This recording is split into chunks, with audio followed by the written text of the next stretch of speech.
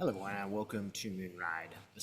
I don't know if you're feeling this, but I am feeling nothing and everything at the same time. I'm going to this video, I have no idea where it's going to go because it's just like things are simmering. I just feel bad. I don't feel bad about anything specific.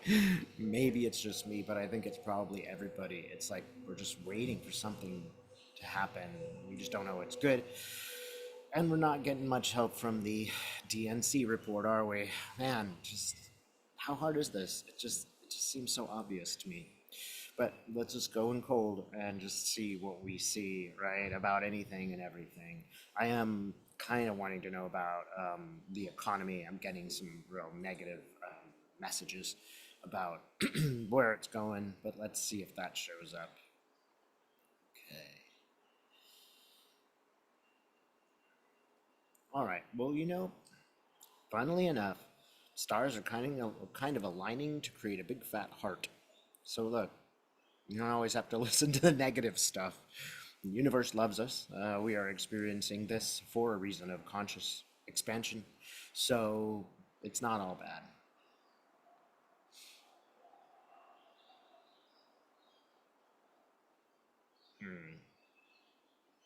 And this is kind of intriguing me because, again, it doesn't feel negative. It just feels like expanding. Like, people like Dolores Cannon have said there's going to be this new world, and when you make this new world, it just, there's expansion, fallout. That stuff happens on the surface, but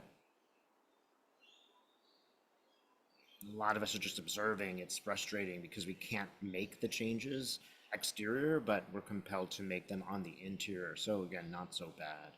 So I'm just going to say this is sort of preempting everything. There are things that you can change, and that is mostly about yourself. Go for it. All right. Okay, universe, thanks for the pep talk. Now tell us what's really going to happen. Maybe we will just start directly with the farmers. I just heard there's this terrible drought, and none of the farmers' food is growing because there was this sunny moment, and then this frost that killed all the plants and all the peaches in Utah and many states. So, what do you think, universe? Yeah, I'm getting, and I have seen this for some time, and people in the US have told me that this is going on. Food shortages just, I'm looking at a grocery store and there just doesn't seem to be isn't much fruit available. And the people who are buying it seem frantic. Like they're gonna get there first, that they can get the, last orange. And it's shocking. It's really shocking.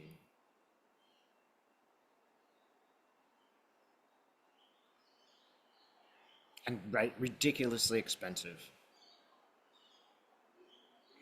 The farmers, I'm seeing farmers and they're just shrugging. They're like, what do you want us to do? Like, we can't control the planet Earth, right? We can't control the environment, except of course we can. So all the things that people who are progressive know are, we're just watching them become problems as we said they would become problems. As the environment shifts and downgrades and sort of goes in the wrong direction, we all knew that this was going to cost us. It's just costing us in a very short term, and it's very frustrating because we all knew this would happen with Trump, right? We all knew it would be a disaster, and we're just compelled to watch the disaster unfold. I just think it's very important just for me to understand why I'm kind of feeling strange, and for you too, perhaps. We're feeling strange because we're watching happen what we said was going to happen, and it's just the fallout of being a Cassandra is, we have to watch what we predict. But there's a grim satisfaction here to know that we were right. We're not crazy. So here we are again at the grocery store. Children are looking sad that they don't have the food that they want. And it's just really gross. It means, you're going to go buy some trashy kid cereal instead of feed them fruit because that's still cheap or cheaper. Sugar is still cheaper for them. So corporations are going to do just fine. People are going to have no choice but to turn to this kind of terrible food. So you have hungry kids getting fat, because it's just unhealthy stuff that doesn't really feed them. Again, this is just like an obvious lesson to many of us, but at the same time, this is what we got to learn, or some of us have to learn, and some of us have to observe. It's a bummer, man. It's just a drag. Let's just call it what it is. Okay, so here we are in the Middle East.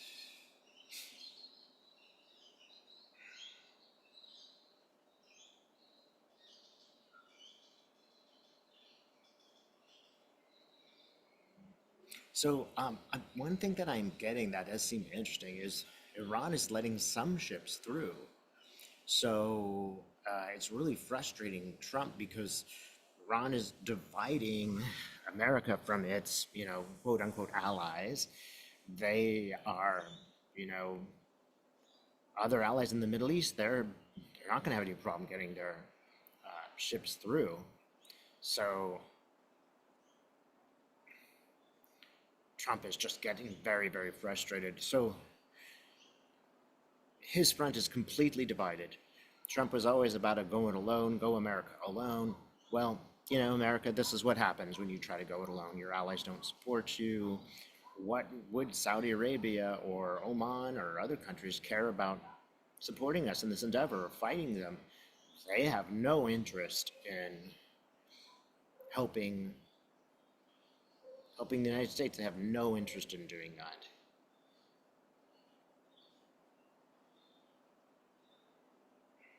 So I just see a totally frustrated Trump. It's just he has no avenues. Nothing is going to help him here. The gas prices are going to go up. No countries support him. There's no way out. So let's just see how is how is this going to end? It'll end when Trump is gone. And I think that's the lesson that we're getting here. We're all, this makes so much sense. We're all just sort of waiting for Trump to go away because all of us know that this is an impossible project. Everybody knows that, including Republicans. Maybe a few of Trump's supporters still think that he can do something here, but the oil companies don't, right? And they're the ones that really matter, right? So the oil companies are making some money, but they also do not like the idea that they now have to deal with an empowered Iran. So everybody knows Trump is the loser here and that he is not going to be able to negotiate and that he will just bluster and lie and make his friends some money, etc. So just waiting for him to go. And let's move forward with a positive note there is that, okay, so Trump's gone. Who decides it?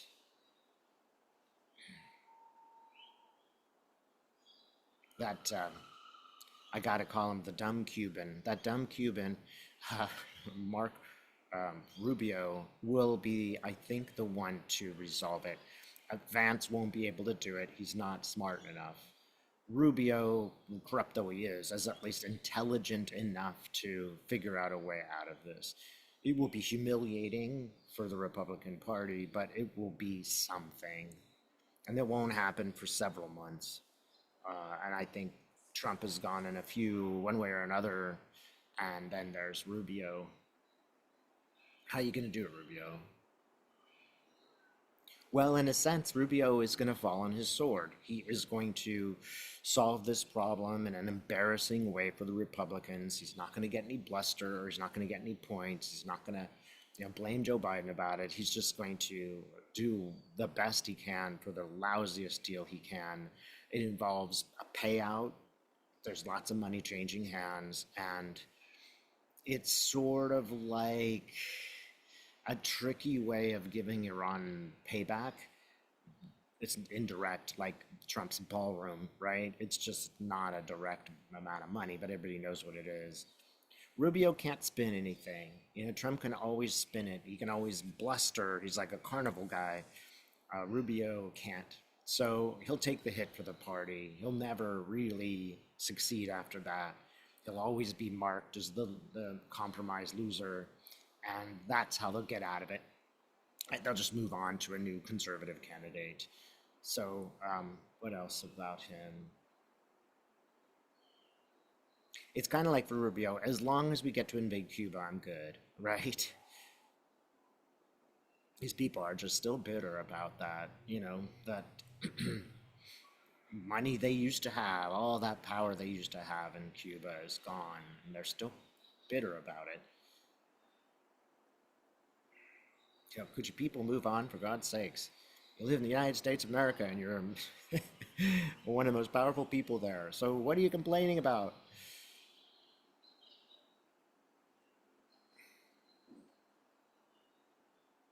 And it just looks lame. It's one great thing. It makes the party just look weak and lame. I'm not seeing anybody emerge after that either.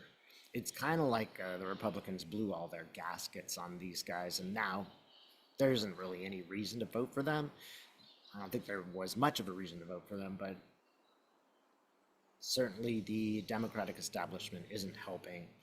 And let's go ahead and ask that question. What about the Dems? Are they going to get it together?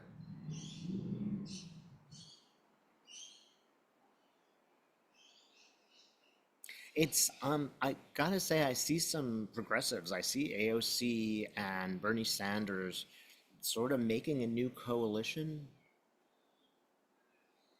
and the conservative Dems really don't want to lose their power.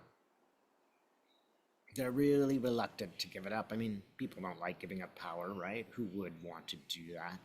But for the good of the country, and it's like Bernie's here and AOC's here, and there's just like a chain running between them.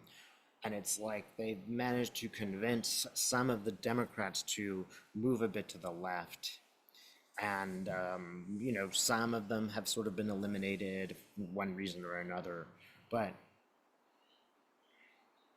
they're kind of coming forward as a new face of the party. I'm actually feeling a little bit more optimistic now. Like, okay, you guys really are going to effect a change. Okay, good.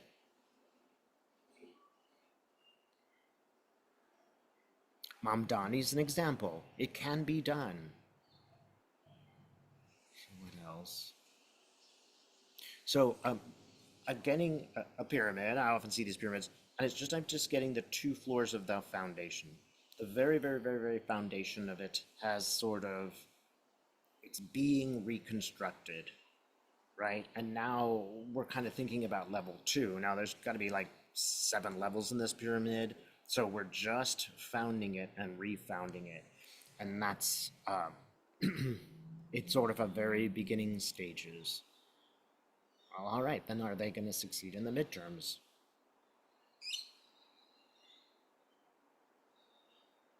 Well, AOC's smiling.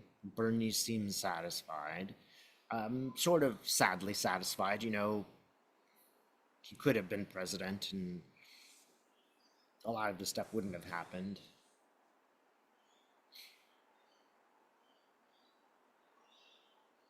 But it's water under the bridge. I do feel like Bernie's an honest guy. Got to give him a lot of credit because he does care more about the country than himself.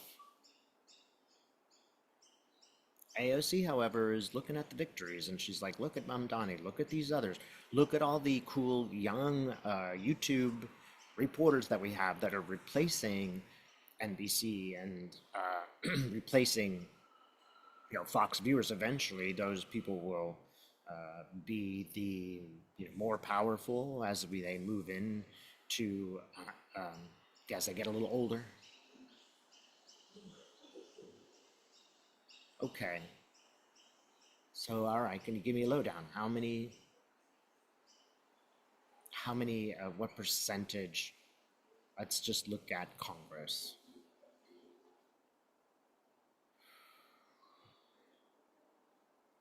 Yeah, it's still pretty unclear. Well, all right, can you show me the winning numbers?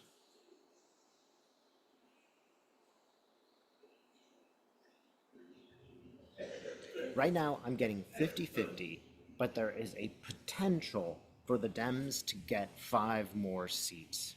It's a potential. It's not a certainty at all. Right now, what will happen is it will be 50-50.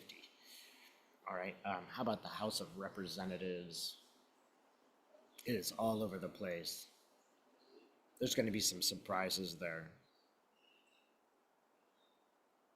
I get more than Republican Democrat. It will be anti establishment. It will go against the order that existed previously.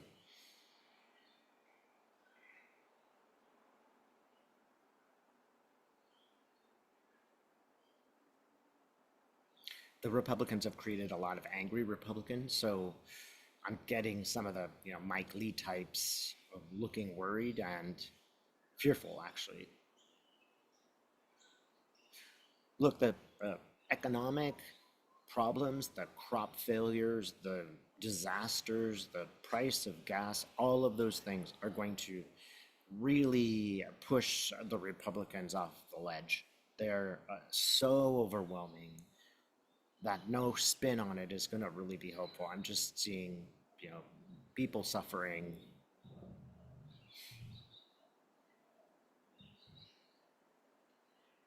And it's sort of a leveling up in consciousness. This is a message. Your vote matters. It makes a difference. This is a result of the politicians that are elected left and right. And so it matters now. You have to think about these issues. You can't just respond emotionally and just do whatever's easy. That's going to shift. Okay, Putin is showing up. He looks really, really, really old. I think we don't really know what Putin looks like.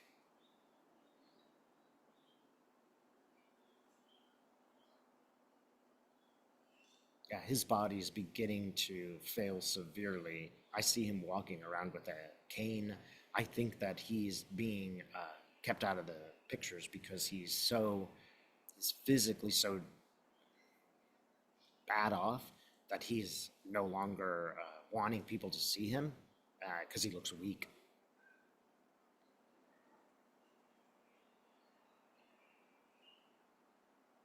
It's somewhat interesting to see when a very powerful sociopath starts to become decrepit, when they don't have power anymore, that is the physical power. It's like they are deflated. It's they're now vulnerable, and that's really upsetting to them. It's a little bit like, their consciousness is hurting them because they're now looking at, maybe I am going to meet my maker. Maybe I wasn't right. This sort of withdrawal coming on, and it makes them twice as spiteful and mean and afraid. It's like people double down, when they're facing consequences. So what? Spirit, why are we seeing Putin like this? Uh,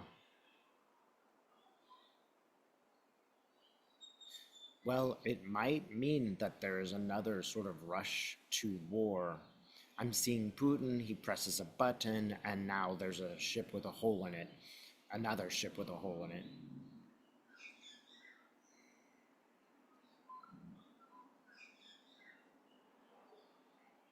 But it might be a Russian ship because he looks really disappointed. He looks really like he's gonna crash. Yeah, I wonder if it's quite the reverse. I wonder if Ukraine has succeeded in taking down a ship, and Putin really wishes that he hadn't done it now. He's starting to wish that he hadn't fought this war. Things would have gone just fine for him. And what did he need? You know, he got a large portion of Ukraine some years ago. What did he need this new portion for? How is that good for him? And it isn't. It's just he should have stuck with his win.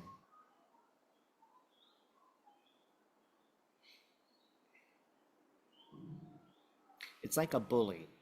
One time you confront them, then they realize that you were right to confront them, that actually does stop them. And it's maybe a message for all of us. You can't stop a bully. I'm seeing a happy Ukraine, like people celebrating. I, I think again that Ukraine really will win this war. I've always thought about that, but I've always been concerned. But here we see Ukrainian flag being hoisted up higher. All right. So look, the news is probably better than we think. Just watching it all crumble and watching all our predictions come true, unfortunately. So mind the self. This is going to be work, and a part of it is just going to be watching. Remember, you can always change yourself and those relationships you have. You can always meditate and see yourself for what your potential is. Thanks so much for watching.